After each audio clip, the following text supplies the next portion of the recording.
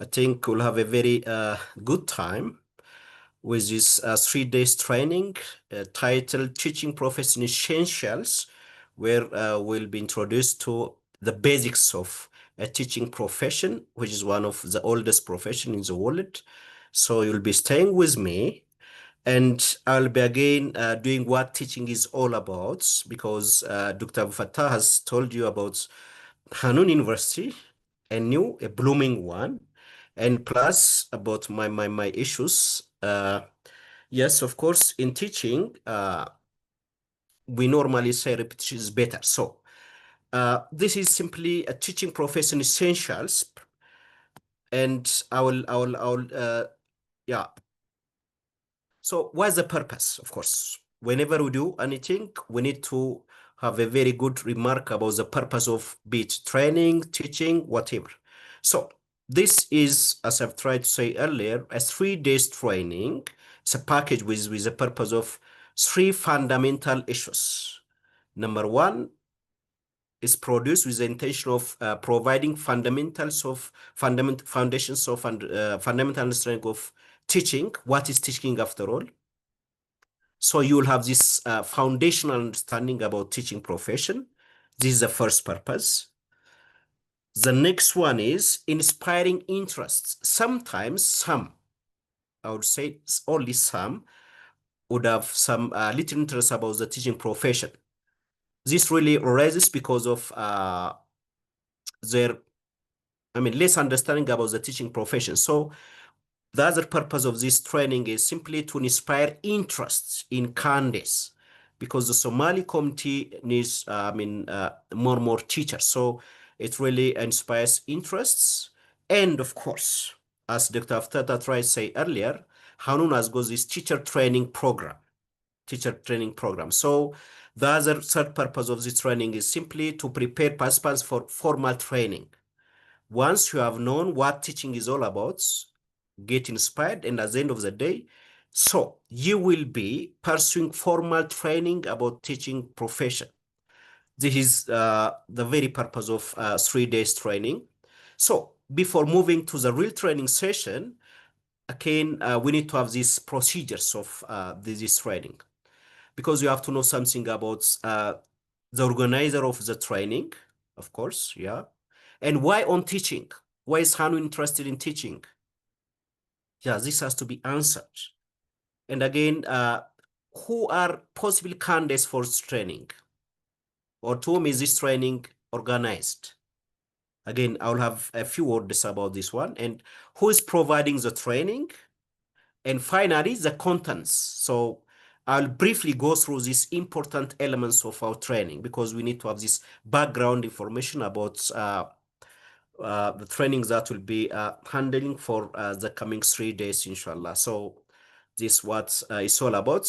Hanun of Dr. Abdul Fattah has told you a few of it, but Hanun is a very young university, but it's a very blooming one, as Dr. Abdul Fattah tries to say, and it's really founded by Somali scholars who have been abroad, who are very, very educated, but want to improve their nations.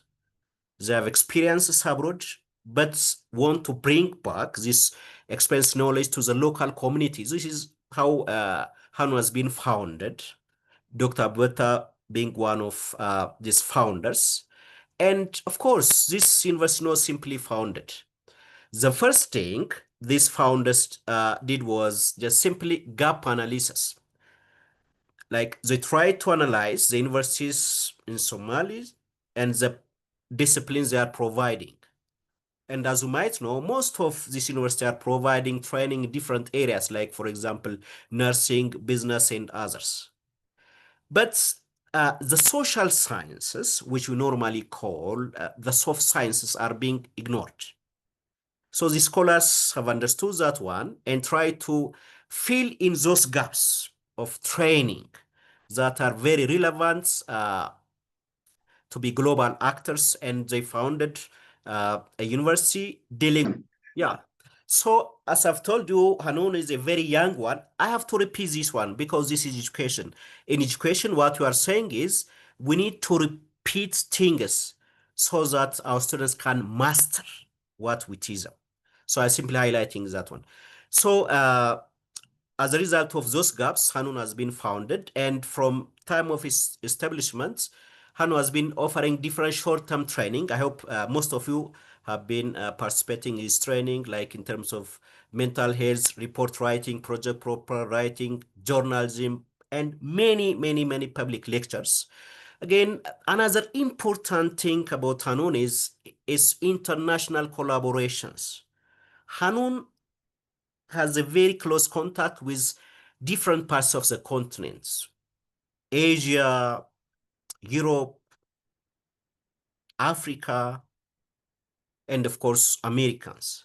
And we have these formal communications and partnership with formally signed with some universities in Asia, for example, Pakistan universities, and other collaborations are going on.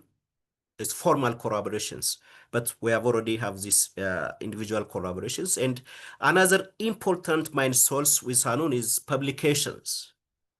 And I really have to show you, there is one publication by Hanun, which is called this An Islamic Framework for Inner Struggle and Trauma Recovery. An article published in Springer. You can refer what Springer Nature journals are. Very reputable journals. So still Hanun is on publications. If you are a person want to be in scholars in publication things, so I would say that this is the right forum. And finally, the staff with Hanun are a minimum of assistant professors, a minimum, of course, PhD, but assistant professors. So this is how quality can be maintained, and Hanun cannot negotiate its quality. That's why the screening is very serious screening professors. I simply repeating what Dr. Fatah already told you, but in teaching, repetition is okay. So why on teaching? We have to know. Why on teaching? Yeah, as you know, educators are the architects of a future. Leaders, scientists, politicians, educators, business leaders are all the result of, teaching profession. We teach those people. The more quality we have, the more quality leaders we'll have, the more quality politicians we'll have, the more quality business leaders we'll have. So Hanun is interested in this one. Not only that one. Again, this teaching profession equips you with the knowledge and skills necessary to navigate in an ever-changing world. Yeah, if you see, youngsters need to be educated. Youngsters are the future leader of a nation. So they need to be skilled and knowledgeable to lead the nation. And of course, to lead their life as well.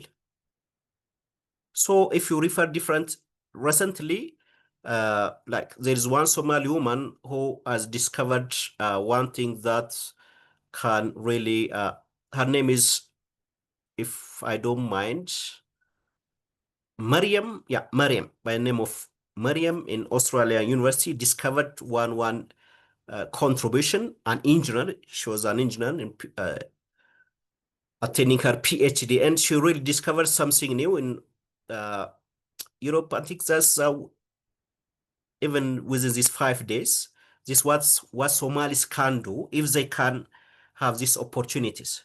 So this is fostering youth is one essential element of teaching profession, and not only the youngsters. Every person need to have education to have a better life, a better quality life, to manage his or her life. And one important motto I have seen in University of South Africa. Once I was in Johannesburg, University of South Africa, as a guest of that university, one motto was posted that really amazed me. The motto says, destroying a nation does not require atomic bombs. It only takes lowering the quality of education. This is a proverb, by the way, by Nelson Mandela, you know, the father of Africa. There's Nelson Mandela's quotation. So he really stressed education to have quality, and that's what UNISA has posted. What I'm saying is, to have a better nation, we need to have a better quality of education. So that's why, Hanun is interested in, this teaching profession. Tom, is this training provided? In other words, who are you after all? So this is open for everyone interested, but focusing on this one. Number one, aspiring teachers. Look, there are some people who want to be teachers, but do not have any foundations about teaching. So if you are one of them, then this is the right forum. This is the right forum for aspiring teachers, not only to them, but also these home-to-home teachers, tutors. Here in Ethiopia, there are teachers or people who, for example, might have first degree in mathematics and do home-to-home tutors, especially to parents who are very busy or who have this kind of minimum level of education. So these home-to-home tutors, since they want to excel in their profession, since they want to, get more customers, they want this training, and this is very relevant. The fact that, physics, biology, chemistry doesn't guarantee that you really transfer this knowledge to the kids that you are tutoring, no. Or the students you are teaching, no. So these tutors need this kind of guidance, at least the foundations. So this is, again, the right forum to this kind of people, not only to tutors, but also to parents. As you know, there are parents who have got time to guide, help their children. If that is the case, look, this training really enables them to provide a better kind of tutoring or support to their kids. So this to parents. Not only that, parents, by the way, are responsible to the education of their children. So they need to visit what the schools offer to these children. So look, if you have a certain hint about what education and teaching is, you can confidently talk with any teacher about how he or she is delivering a lesson to your child. And you can again confidently tell how the school environment looks like, because you are paying and sending your child to a school, and you have to monitor that one. You should not waste your money then. So if you have some knowledge about the teaching profession, then you can confidently tell about this one. And again, at times, they can still monitor how the tutors are tutoring their children. We should not simply pay and get away. No. We have to monitor. We have to check how our students, our children are progressing from time to time. So again, this is for parents, not only parents. Again, sometimes there is people want to switch professions. There are many NGOs in Somali community. Some are working in educational developments. So if you want to be hired in this kind of NGOs, you need to have a little bit understanding about the teaching profession, right? Yeah. What do students need? What do teachers need? Then how can this NGO provide these needs to students at school? Yeah, you can't design any project without understanding any teaching profession. So this again for these people who want to switch jobs. That means you have certain job, but you want to move to a job that looks like education. So again, that's a right one. And another one is directors and supervisors, school principals, directors. Yeah, they have to know what teaching is all about. Unless they can't reach a very good and, of course, effective school directors, supervisors need training. So knowing this, they can really empower their teachers and students with certain kinds of training. So again, this is for director supervisors, and of course, finally, to anybody who is curious about profession or education. So these are possible candidates for this training. Any interested person can attend, yeah, this training. So who is providing this training? Dr. Fatah has told you something about me. Of course, that's right. And I'm associate professor at Rarama University, a famous one. And I serve as guest instructor in different universities in Ethiopia. I'm a master trainer. I have a certificate in master training. I'm independent contractors, where I normally supervise students from South Africa. So I've been there. I monitor students' paper research and things like that. I'm a researcher. I participate different national and of course local research, and I have different publications. And again, I was higher diploma leader, meaning I teach university professors on the basics of teaching profession, on the basics of teaching professions. And inshallah, I'll be having a different post nearly, I hope. So this is who your trainer, Dr. Yirgalam, is all about. So what about the contents of training? As I've said, we'll be staying for these 3 days, and we have got separate contents for the 3 days training. Yeah, day one is about the basics of teaching profession, understanding the teaching profession. What is teaching? Starting with the meaning, we'll have this stay. On day two, we'll have this teaching methodology and approach. Of course, teaching is a method, as you know. So what methods can we really employ to be an effective teachers? And as I've told you, even for parents, you need to monitor what teaching methods do teachers who teach your kids are employing for effectiveness. Again, that's the second day training. And the third day training is about preparing for a teaching career. Of course, here we'll have again, sorry, yeah, this is preparing for a teaching career, where we'll see the way forward, and we'll have this concluding remark about the future, actually. Of course, everything should have a meaning, and we'll see the implications of this training for our future career with a series of discussions. So these are those 3 days content areas. So when I come back to our this evening training, as I've tried to say, this is understanding the basics of yeah, teaching profession. What is teaching?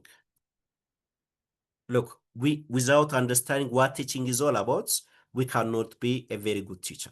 Yeah. So let us have a very good understanding about what teaching is all about. So in this contents, we'll have these 3 points to discuss. First, we'll have this concept of teaching and learning. Look, if there is teaching, there must be learning. Yeah. So what is teaching after all? As I've been trying to say, look, we need to be confident in anything that we are doing. So when you say teaching, we have to know what teaching is all about. Then we can assess ourselves if we are meeting the basics of teaching. And of course, we have to know what learning is all about. Teaching is for teachers, and language learning is, of course, for students from a professional point of view. Of course, we can things can be interchanges. So this is one, the concept. The second one is about factors affecting learning. Once we define teaching, then we have said learning. So what are the factors that are affecting learning? And as a teacher, what precautions we need to take so that you can be effective teachers? Here we have to know the background of factors affecting our students' learning. And the last part of this evening session will be on skills and qualities of effective teachers. Commonly scholarly accepted qualities and of course skills of effective teachers. So we'll have these discussions for this evening. So let me start with let me start with the concept of teaching. Okay, we'll have kind of discussions at the end of my presentation for the sake of easily facilitation. So look, let us define what teaching is all about.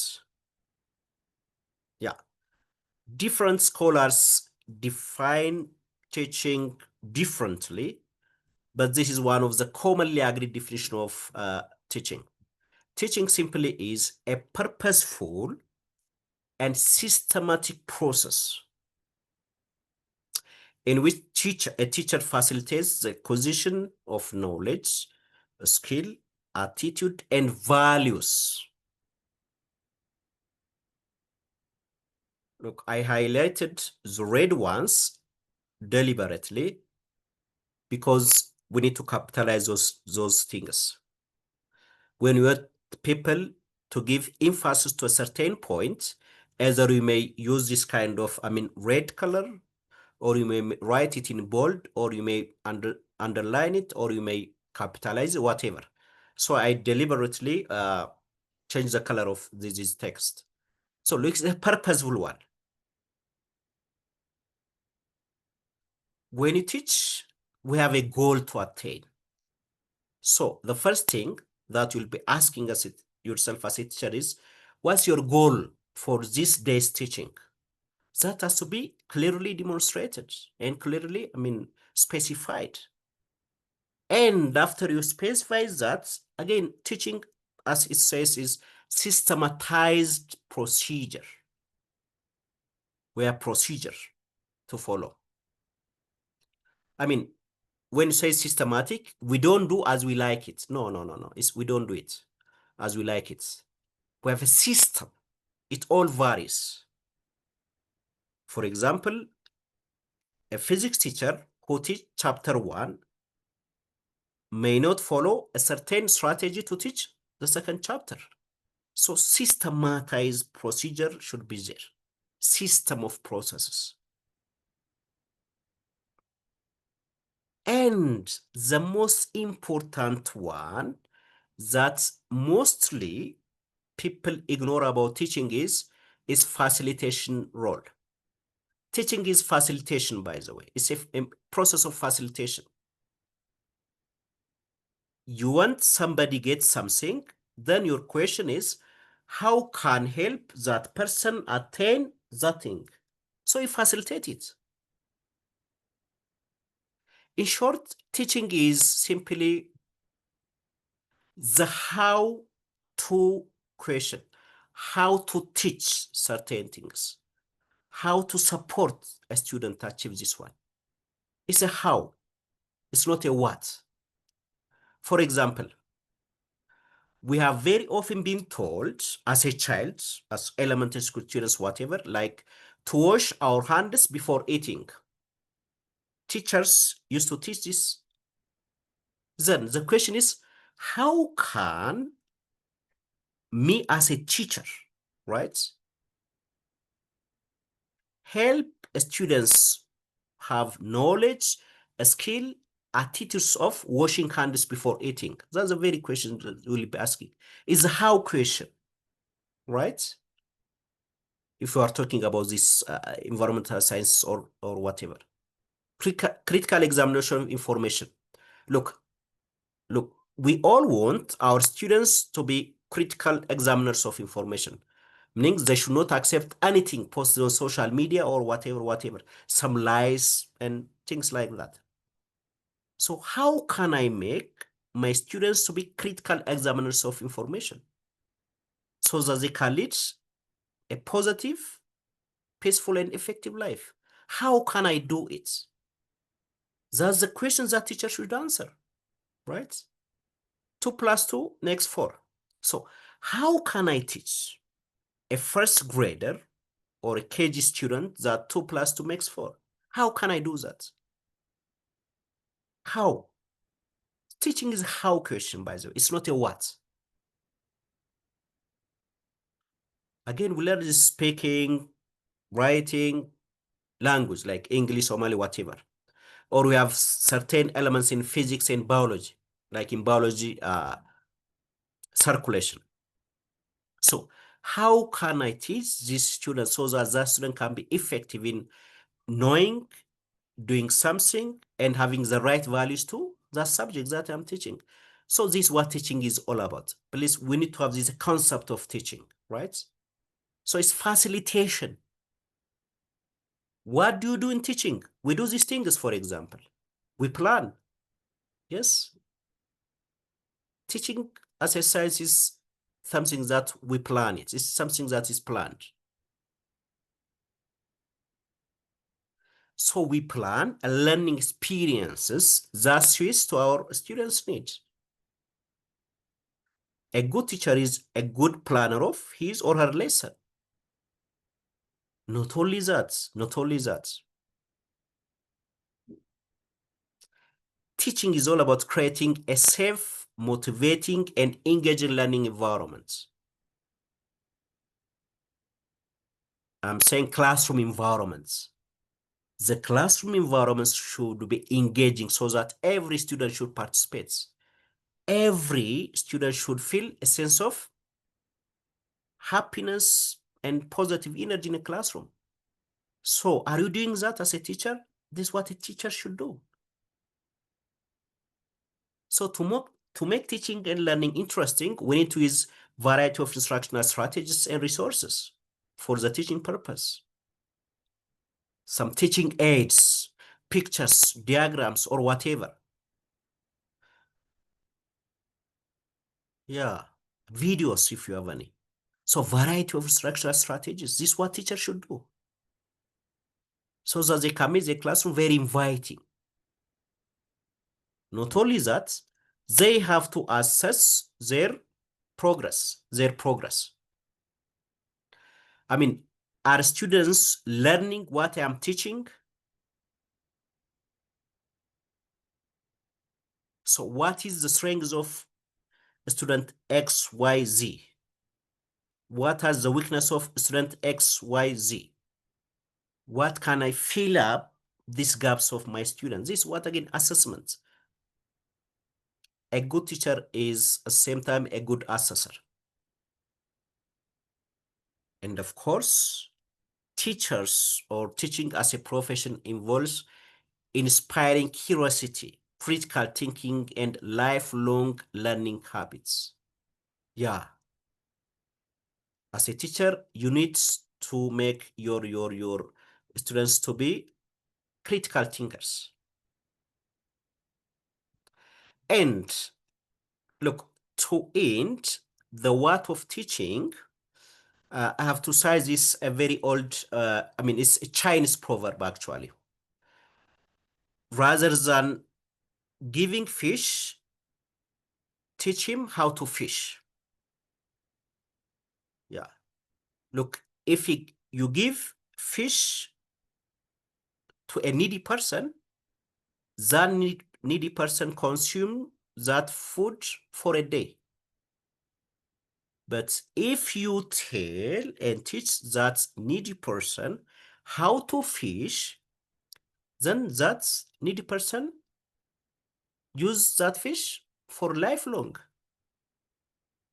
So teaching is not giving fish. Rather, teaching is,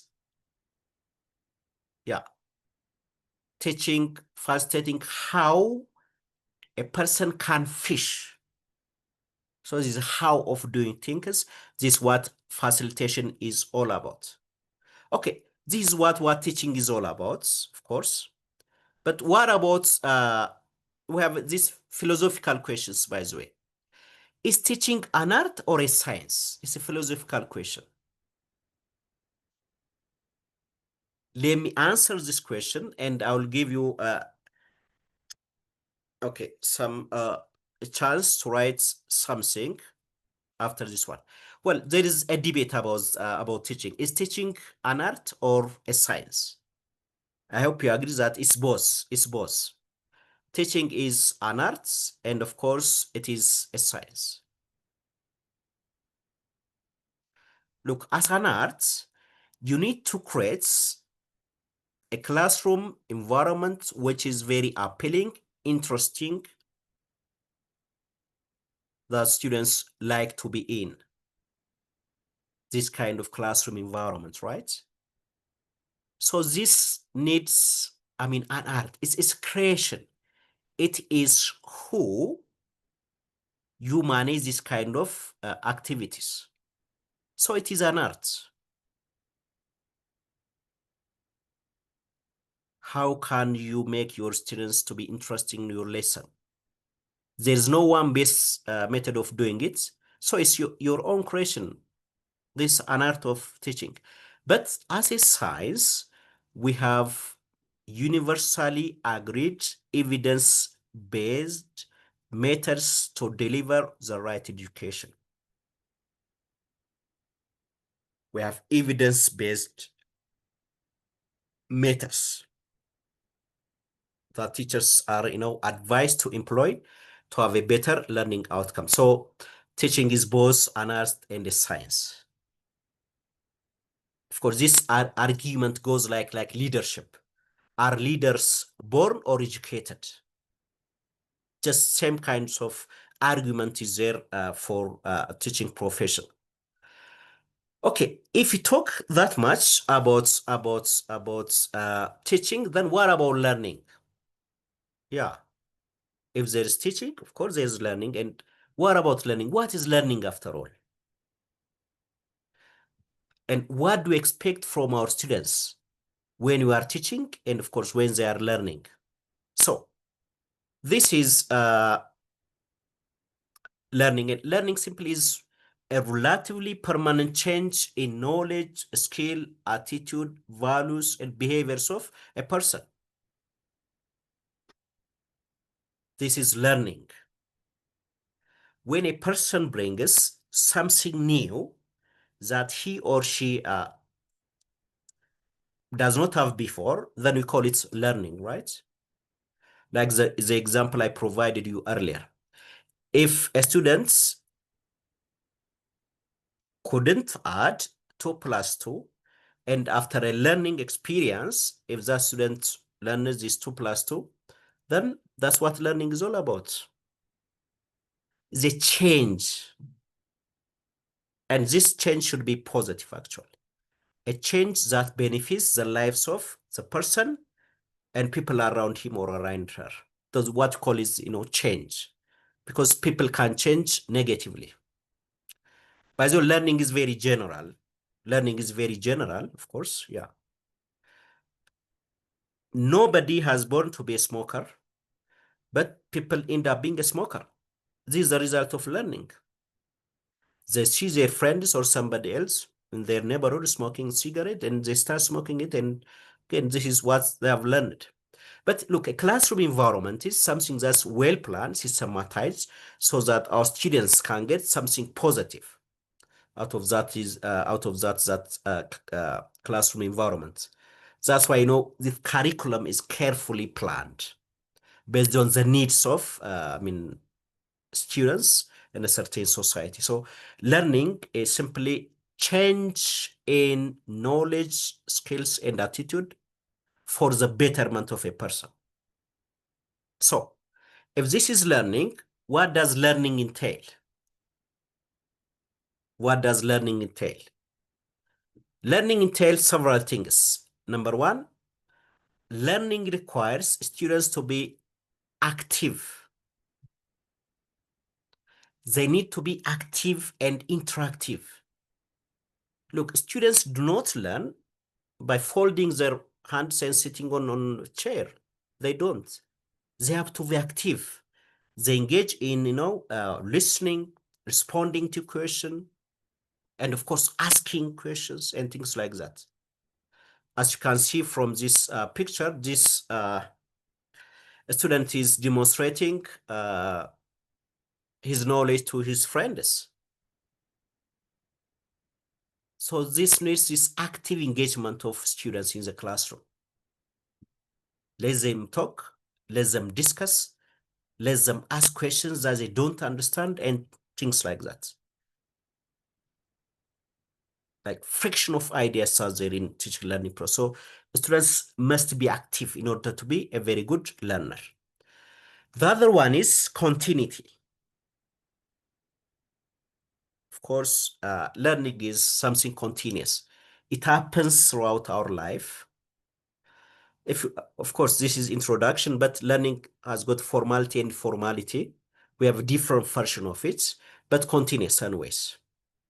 Again, it's individualized. Yeah, we are all different, by the way. We are all different, and the way students learn at the same time is very different.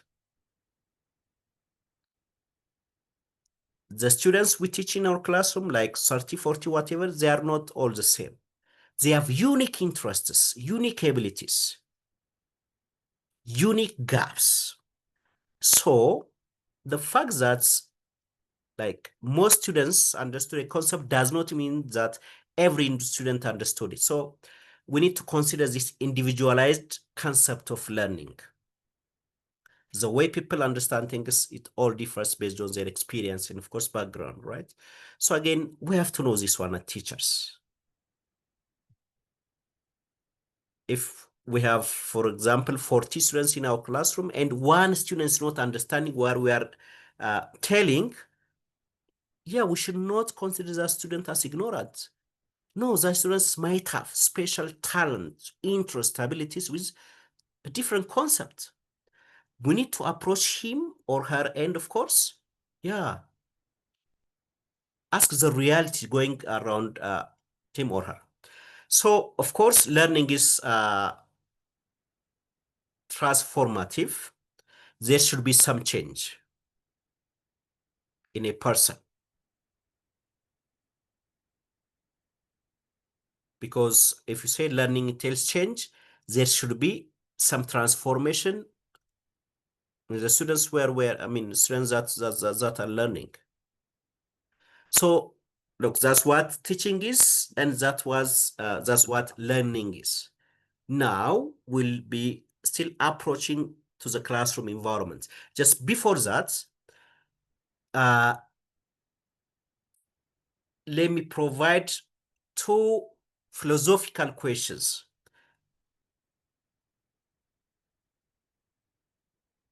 Two philosophical questions that you may. Okay. If the chat is active, you may respond to these questions by saying A or B. Number one says, is there teaching without learning? What do you think? Is there really teaching without learning?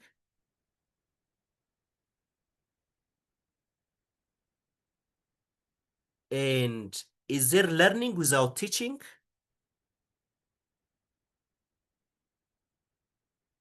Why or how?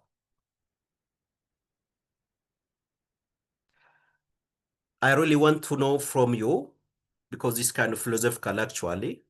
So, okay, we'll have this during our discussion forum if you really have got a different version of it.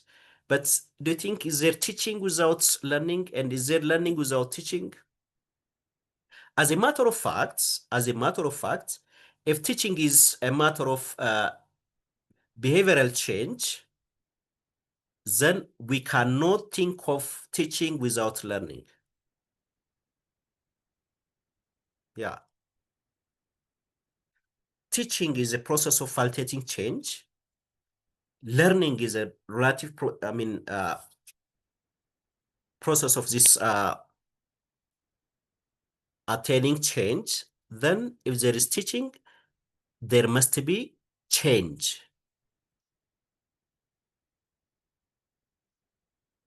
If there is no learning, then we should question our teaching. Meaning our teaching has got some problems. Because the very goal of teaching is learning. Learning is change of behavior, getting something good transformative, as I've said earlier. So if that is the case, look, you are teaching, but students are not learning. Then you need to put a question mark in that one if you are a teacher.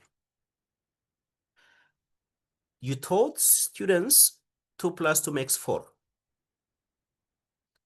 But when you later ask them, still they are not attaining it. This directly implies that your teaching is not effective. So there is no teaching without learning. Because teaching is facilitating change, facilitating learning. Then, if that is the case, what should we know? We should know factors that affect learning. You are teaching, but your students are not understanding it. Of course, not all, maybe. Most, or even if one student. You are teaching, or you believe that you are teaching, but some students are not understanding. Then what? Yeah, again, we need to dig out the factors that really affect the teaching learning process. The factors that really affect the teaching learning process. What are these processes? Let us see one by one. Look,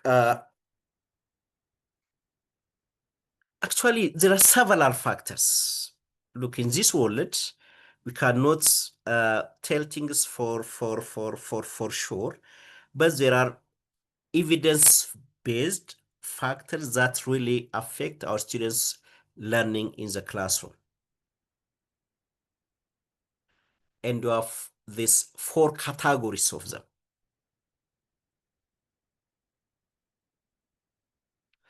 The first one is, of course, factors related to the learner.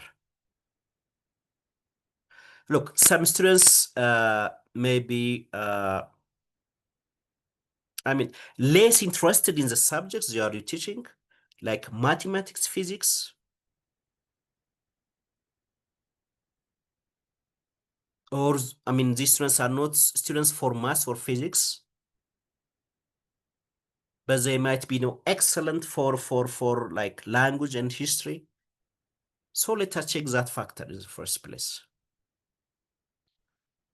Some students are gifted for some issue, like art, for example, like painting and things like that. So what factors really goes in that student? As you can see this picture, some students raise their hands and answer questions, others may not. So why does student X does not raise his or her hands whenever a question is asked by a teacher? Let us check this one again. Factors pertinent to the learners, the students, is number 1. Another one is the one that's related to the teacher. Look, the student likes maths, but the way the math teacher delivering the course may not be interesting. The method.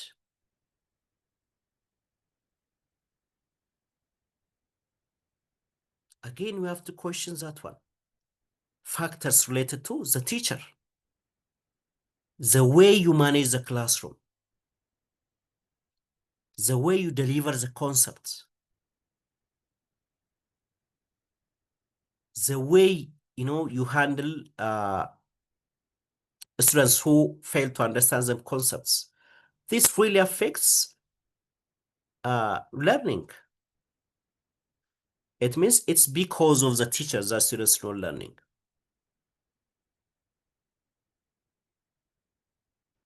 Another one is factor related to subject matter. As I've said, some subjects may be very difficult to understand than others, but still teachers really matters. An effective teacher can make this subject matter to be, less severe than another one. So, this is another one. And the last one is factors related to the environment. It could be the classroom environment, or it could be, the school environment as a whole. Rules and regulation of the school, whether students have got good facilities like library, for example, laboratory, playing ground, for example, the school environments, toilets, and water, available waters whenever they want to, drink, wash, and things like that. So, teaching is, factor of all those things. So we need to investigate and check these different factors,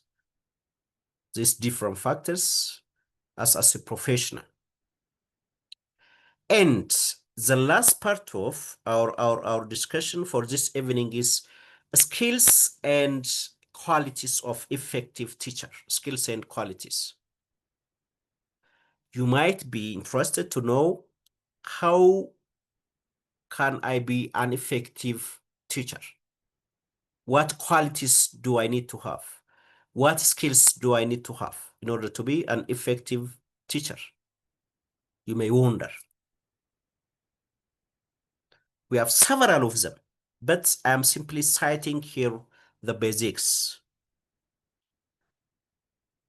Number one is communication skill. Communication really matters. Life is all about communication, by the way. Business is communication. Teaching is politics is communication, right? Yeah, everything is communication.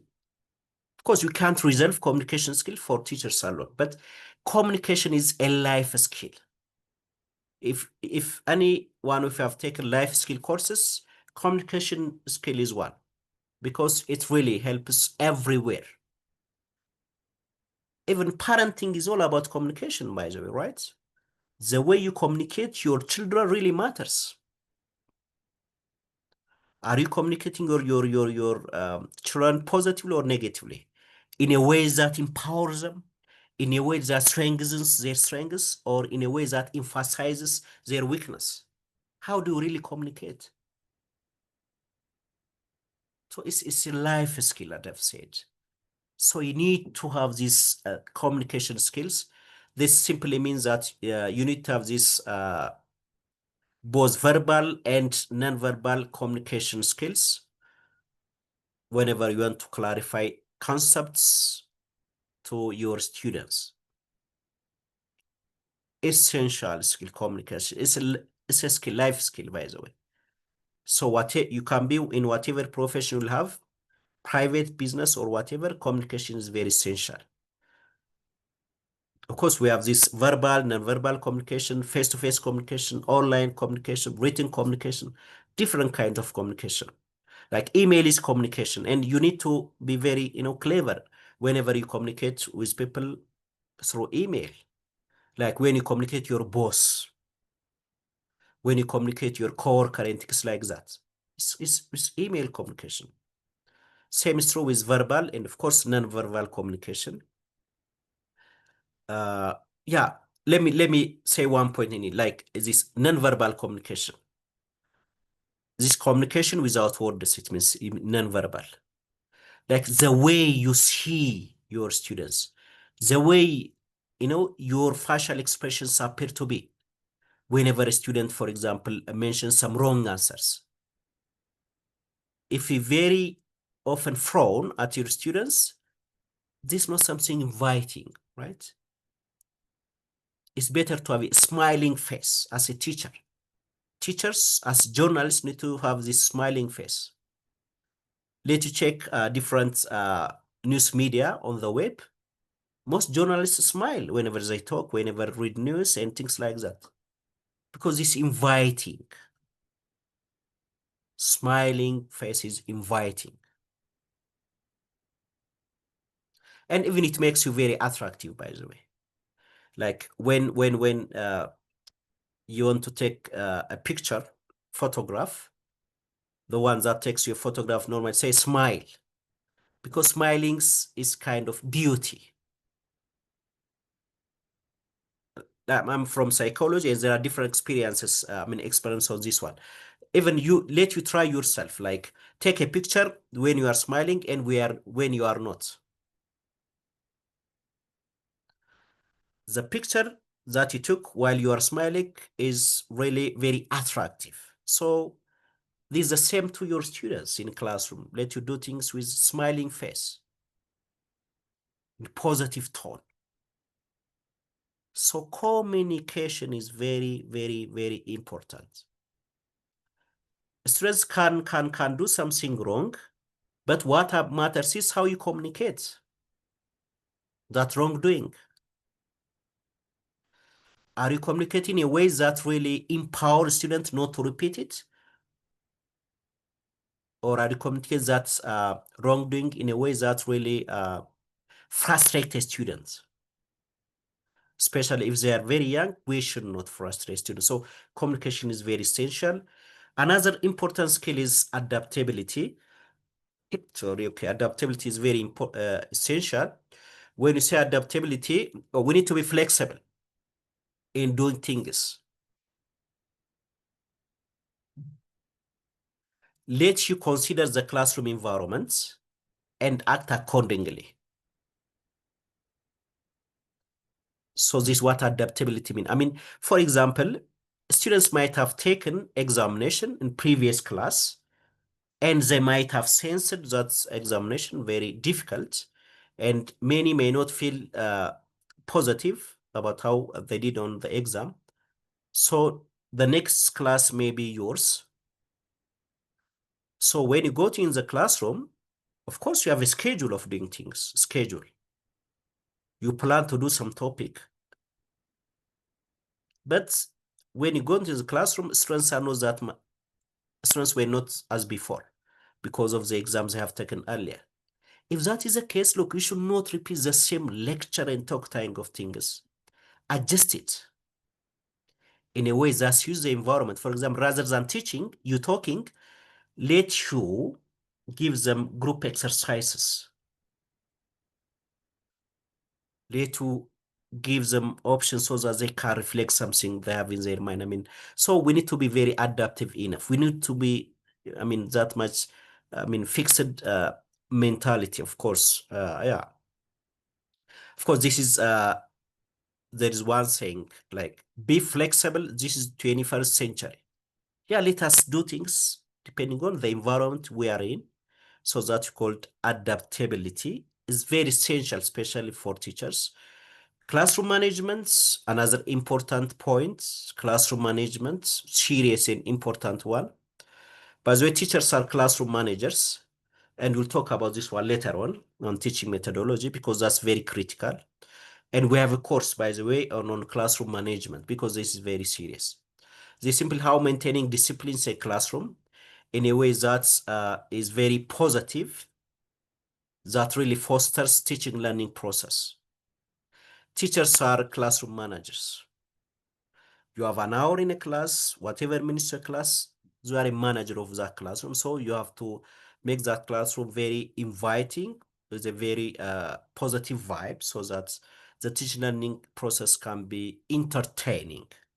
It is in this positive environment that students learn. So this another skill, of course, as I've told you, we have a course on that one, classroom management skill. And again, we have this in this training as well. We'll talk about that one, the how of managing classroom.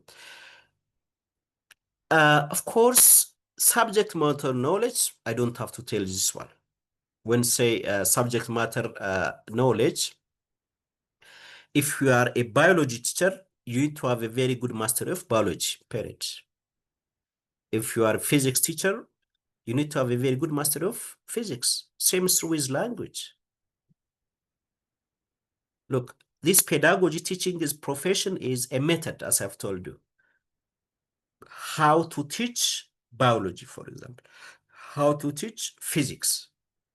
And this method course does not give you subject matter knowledge.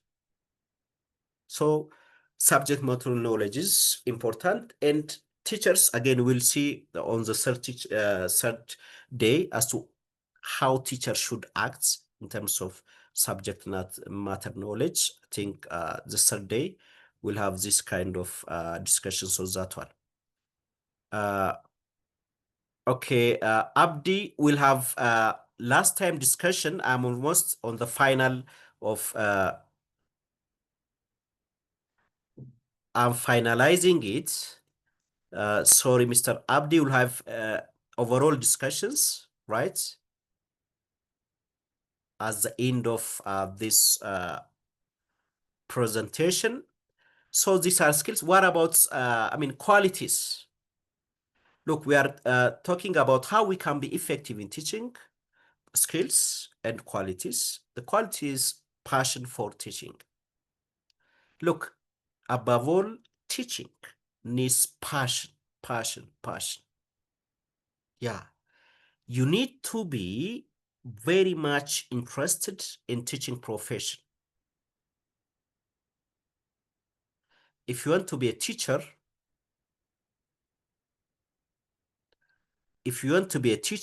you need to have passion for it. Yes, passion for it.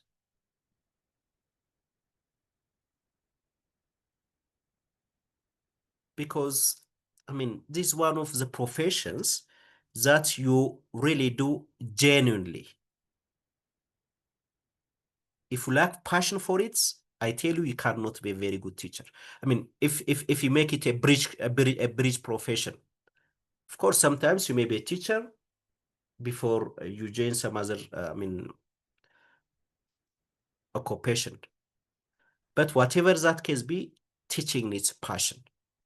You need to be genuine interest to teach, genuine interest to support students, genuine positivity to your students. You need to have humanity. That's one important thing. I hope that's why most of you join this online training. You have interest in it, at least I guess. The second one is commitment to professional development. By the way, teaching is one of the professions that lifelong learning should happen. You need to read again and again and again. You need to update yourself with, international advancements. Like, for example, you cannot be now, these days, you can't be a good teacher without poor technological knowledge. No, you have to adapt yourself. You have to learn. We call it professional development. You need to update yourself. Science is changing. So you change yourself. So reading, so referring books, consulting with friends and other professions in the area. You have to read, and read. Creativity, of course, very essential. Yeah, teachers are creative, by the way. Teachers are creative.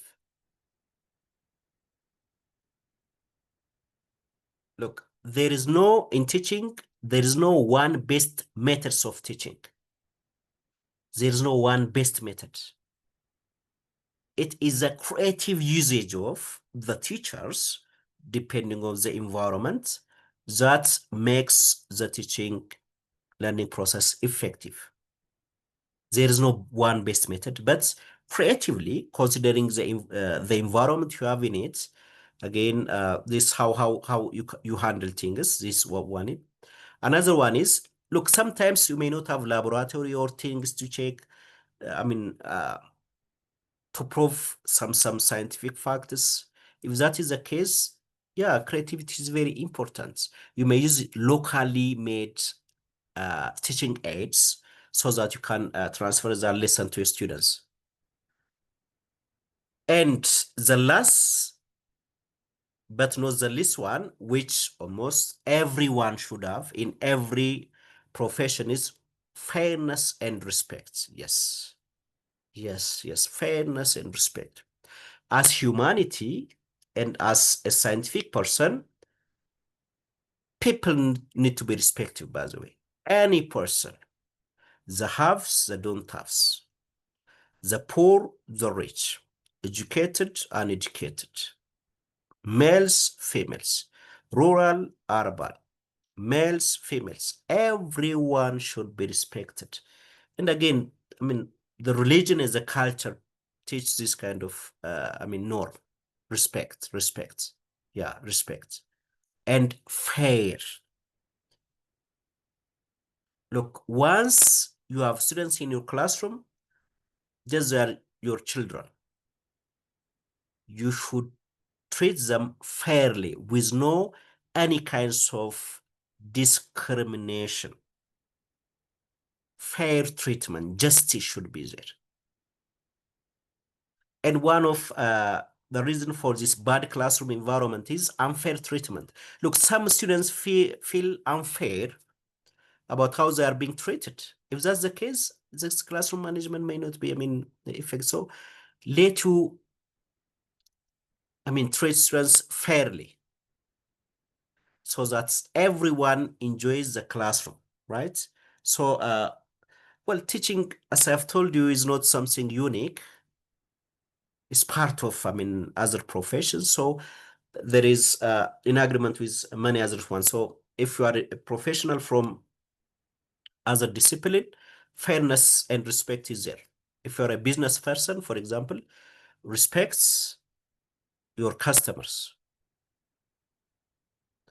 For example, here in Ethiopia, these bankers, people who works in a bank, use this necktie, kind of respects neatness to their customers, right? Customers put so many money when there's a bank, so they respects them for coming to them with very good, hygiene and things like that, and of course with respect.